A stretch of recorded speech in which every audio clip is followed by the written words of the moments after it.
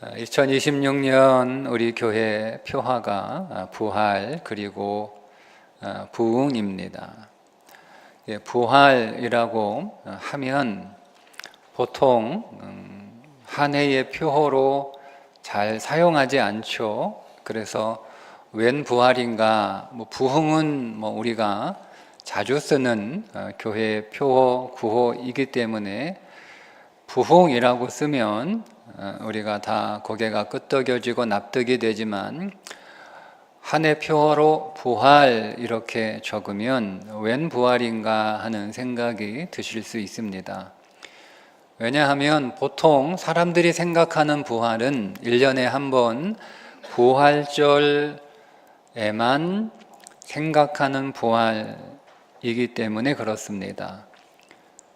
그렇지 않으면 우리가 사람이 죽으면 그 성도의 장례식 마지막 절차인 화장이나 하관 예배에서 주님 다시 오실 때 부활할 것을 믿습니다 라는 설교를 통해서 우리가 부활을 한번 생각하는 것이 우리가 생각하는 부활에 관한 전부일 거라고 예상이 돼서 보통 우리는 부활을 부활절이나 장례식에서 언급되는 이벤트성 메시지로 우리가 듣고 있기 때문에 웬 부활인가 이렇게 하실 수가 있습니다. 여러분, 그러나 부활은 과거 예수 그리스도께 일어난 과거 사건이나 앞으로 죽은 성도에게 일어날 미래적 사건이 되어서는 안 된다. 왜냐하면 기독교 신앙의 핵심은 부활 신앙입니다. 사도들이 박해를 당했던 이유는 그들이 왜 박해를 당했는가? 그것이 그들이 무엇을 전했기 때문에 그 박해를 당했는가를 보면 성경을 띄워드릴 텐데 부활을 전했다는 이유에서입니다. 사도행전 4장 1절과 3절에 보면 사도들이 백성에게 말할 때에 제사장들과 성전 맡은 자와 사두개인들이 이르러 예수 안에 죽은 자의 부활이 있다고 백성을 가르치고 전함을 싫어하여 그들을 잡음에 날이 이미 저물었으므로 이튿날까지 가두었다. 그러니까 유대 종교 지도자들이 사도들을 가두고 그들을 신문했던 이유가 그들이 전한 부활 때문이었다라고 분명히 말씀하고 있죠. 사도행전 23장 6절에 보면 한해드리는 공회 앞에서 말합니다. 바울이 그중 일부는 사두개인이요 다른 일부는 바리새인인 줄을 알고 공회에서 외쳐 이르되 여러분 형제들아 나는 바리새인이요 또 바리새인의 아들이라. 자, 죽은 자의 소망 곧 부활로 말미암아 내가 신문을 받는다라고 분명하게 말하고 있습니다. 사도행전 24장 21절에는 벨리스 총독 앞에서 신문을 받을 때 또 얘기합니다. 오늘 내가 그들 가운데 서서 외치기를 내가 죽은 자의 부활에 대하여 오늘 너희 앞에 신문을 받는다라고 말하고 있죠. 그리고 26장 8절에 보면 아그리빠 왕 앞에서 당신들은 하나님이 죽은 사람을 살리심을 어찌하여 못 믿을 것으로 여기나 라고 그 왕 앞에서 부활 때문에 신문을 받으면서도 그들에게 다시 예수가 부활했다라고 하는 하나님이 죽은 자를 다시 살린다라고 하는 부활의 메시지를 여전히 전하고 있습니다. 왜 부활을 전하지 못하게 했을까? 여러분, 부활을 믿으면 사탄은 그 부활을 믿는 사람을 통제할 수가 없습니다. 사망의 권세는 부활을 믿는 자를 이길 수가 없습니다. 하지만 부활을 믿지 않으면 그가 누구든 그가 아무리 신앙생활을 잘하는 사람이라 할지라도 사단은 부활을 믿지 않는 사람은 그 사람을 항상 우습게 여기고 얼마든지 장난감처럼 가지고 놀 수 있습니다. 그래서 부활을 전하지 못하게 했던 거죠. 부활을 전했던 사도들에게 있어서 그들이 전하는 부활의 메시지는 예수님이 죽으셨다가 살아나는 과거의 사건도 아니었고, 우리가 죽으면 예수님 다시 오실 때 부활할 거라고 하는 미래적 사건도 아니었습니다. 그들에게 부활은 지금 여기에서 자기 안에서 그들의 교회와 그들의 삶 안에서 실제로 일어나는 부인할 수 없는 현실적인 사건이었습니다. 한 번은 부활을 믿지 않았던 사두개파 사람들이 부활을 믿는 사람들의 그 논리적 허점을 파고들기 위해서 예수님에게 질문을 하나 하죠.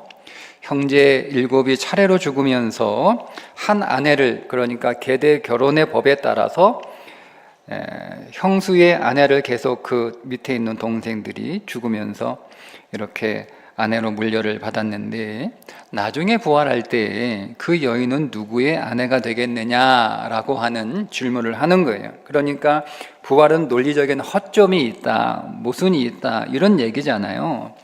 그런데 이 사두개파 사람들의 얘기는 뭐냐면, 자기들이 부활을 믿지는 않지만 설사 부활이 있다고 하자, 설사 부활을 내가 믿는다고 하자, 그런데 부활이 혹 있다 하더라도 그들은 뭐예요? 부활을 사후에 일어날 일로 보고 있었다는 거예요. 그러니까 부활을 믿지 않는 사두개파 사람들이든 부활을 믿고 있는 오늘날 대부분의 그리스도인들이든 다 부활을 죽은 뒤에나 일어날 미래적 사건으로 보고 있다는 점에서는 크게 다를 바가 없다는 겁니다. 예수님이 그 사두개파 사람들의 질문에 대답을 뭐라고 하셨냐면, 너희는 성경도 알지 못하고 하나님도 하나님의 능력도 알지 못한다, 이렇게 질책하셨습니다. 그러니까 부활을 과거의 사건이나 혹은 사후에 일어날 일들만 그렇게 이해하고 그렇게 믿고 있다면 우리는 성경도 모르는 사람이고 하나님의 능력도 모르는 사람들이라는 말씀이죠. 사두개파 사람들의 그 말 속에는 어떤 생각이 자리 잡고 있냐면, 부활을 한번 논리적으로 한번 따져보자, 그게 논리적으로 말이 되는 일인가 한번 증명해봐라, 설명해봐라 라고 하는 그런 요구가 들어있는 거잖아요. 그래서 여러분, 지금까지 부활을 거부하고 부활을 부정하려고 하는 많은 시도들이 있었어요. 예수님 당시 때는 물론이거니와 크게 두 가지 부활을 부정하는 주장이 있었는데, 하나는 뭐냐면 예수님이 죽은 게 아니고 예수님이 기절한 거다. 두 번째는 예수님의 시체를 훔쳐간 거다. 이런 큰 두 가지 이론을 가지고 부활을 부정했거든요. 그러니까 지금도 마찬가지죠. 지금도 어쨌든 여러 가지 부활이 말이 되냐, 죽은 자가 다시 살아나는 게 그게 말이 안 된다, 그게 논리적으로 과학적으로 가능하냐, 뭐 이렇게 여러분 부정을 하는데요. 아마 그래서인지 기독교는 그동안 이 부활에 대한 그런 부정하는 사람들을 논리적으로 무덤의 증거를 제시하거나 예수님이 죽었다라고 하는 것을 성경을 통해서 제시하거나 죄다리에 훔쳐가지 않았다라고 하는 것을 논리적으로 또 이렇게 제시해서 증명을 하려고 많은 애를 써왔는데, 그건 그렇게 그다지 설득력이 그러니까 논리적으로 맞지 않다는 이야기가 아니고, 부활을 믿지 않으려고 하는 사람들에게 그런 그들은 논리적인 이론을 가지고 부활을 부정해 보려고 하지만, 그렇다고 해서 그들을 똑같은 논리로 부활이 있다라고 하는 것을 설명한들 그다지 저는 설득력이 없다고 봅니다. 부활을 증명하는 가장 좋은 방법이 하나 있는데, 그건 내가 부활의 증거가 되는 거예요. 여러분이 사람들에게 예수님이 부활한, 그리고 오늘 우리가 부활하게 될 것을 여러분 아무리 논리적으로 여러분이 연구해서 설명해도 별로 그렇게 효과가 없어요. 제일 좋은 방법은 여러분이 부활의 증거가 되시면 됩니다. 말이 필요 없어요. 무슨 설명이 필요합니까? 부활을 내가 믿어요. 그 부활을 정말 내가 믿는다면, 내가 그 부활을 확실히 믿는다면, 예수 믿고 나서 이전과는 완전히 다른 그런 변화된 삶을 보여줌으로 세상 사람들이 정말 저 사람 새 사람 되었구나, 달라졌구나, 그리스도 안에서 이전 것은 지나갔으니 보라 새 것이 되었구나 라고 하는 그 사실을 여러분 보여준다면, 여러분 그거보다 더 좋은 확실한 부활의 증거가 어디 있어요? 그러니까 성경이 요구하는 건 우리에게 부활을 설명하라고 말씀하시는 게 아니에요. 예수님이 죽으셨다가 다시 살아나셨다라고 하는 것을 사람들이 논리적으로 알아들을 수 있도록, 반박하지 못하도록 증거를 찾아가지고 설명해 달라, 성경은 우리에게 이렇게 요청하지 않습니다. 그건 오히려 예수님을 명예롭지 못하게 만드는 일이다라고 저는 생각을 합니다. 왜냐하면 논리적으로 설명을 못해도 예수님은 부활하셨거든요. 예수님은 나의 부활을 설명해 달라 이렇게 우리에게 요청하시는 게 아니에요. 네가 부활의 증거가 되라는 거예요. 내 부활을 설명하지 말고.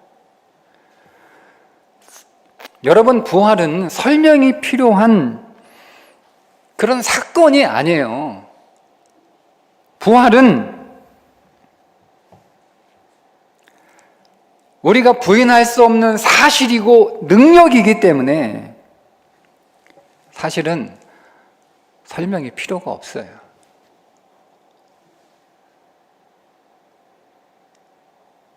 성경은 오늘 우리들에게 네가 부활의 증거가 되라고 말씀을 하심에도 불구하고 나는 그 증거가 되지 못한 채, 근데 사실 그 말은요, 엄밀하게 얘기하면 나도 부활을 안 믿는다는 뜻이에요. 우리가 진짜 부활을 믿으면 우리의 삶이 안 변할 수가 없어요.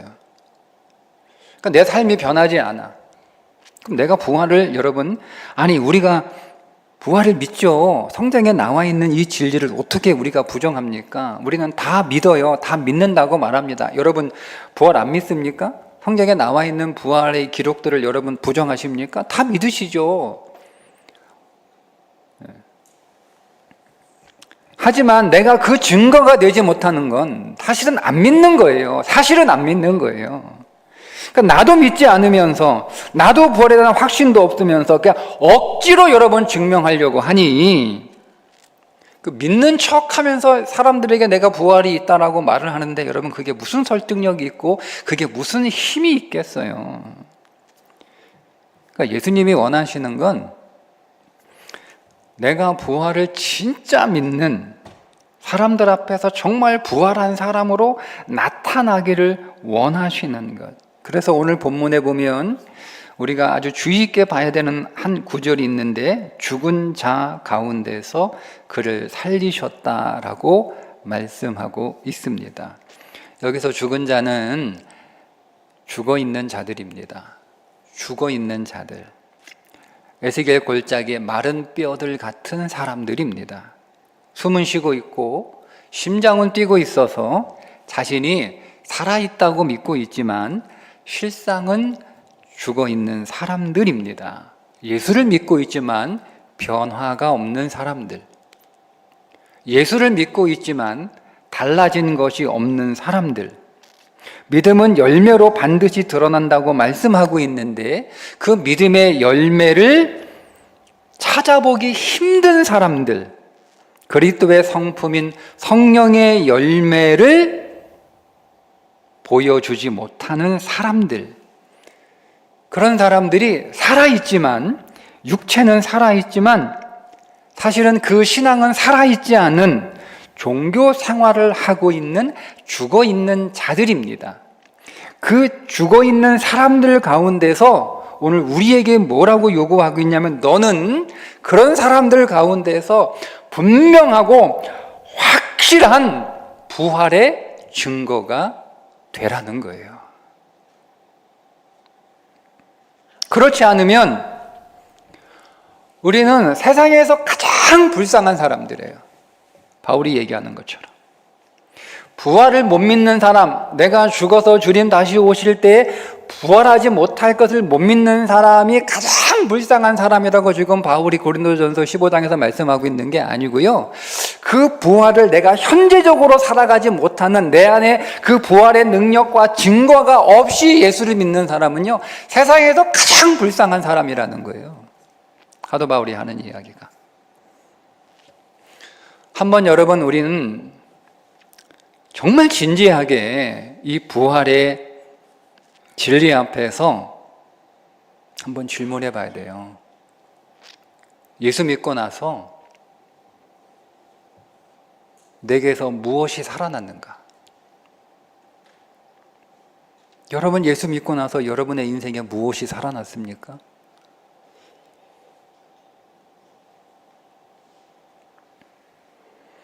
나는 예수 믿고 나서 이 부분이 새롭게 되었다. 나는 예수 믿고 나서 나의 이러한 인생이, 나의 이러한 존재가, 나의 이러한 성품이, 나의 이러한 성격이 이렇게 새롭게 변화되었다라고 말할 수 있는 것이 어떤 것들이 있습니까? 라고 진지하게 한번 우리가 우리 자신에게 질문해 봐야 됩니다. 그 질문에 답을 할 수 있는 2026년이 되었으면 좋겠어요. 여러분 모두가 2026년 우리가 이 부활과 부흥의 주제를 가지고 함께 기도하고 진리 안에서 우리가 몸부림치면서 나의 이런 것들이 다시 살아났습니다 라고 말할 수 있는 한 해.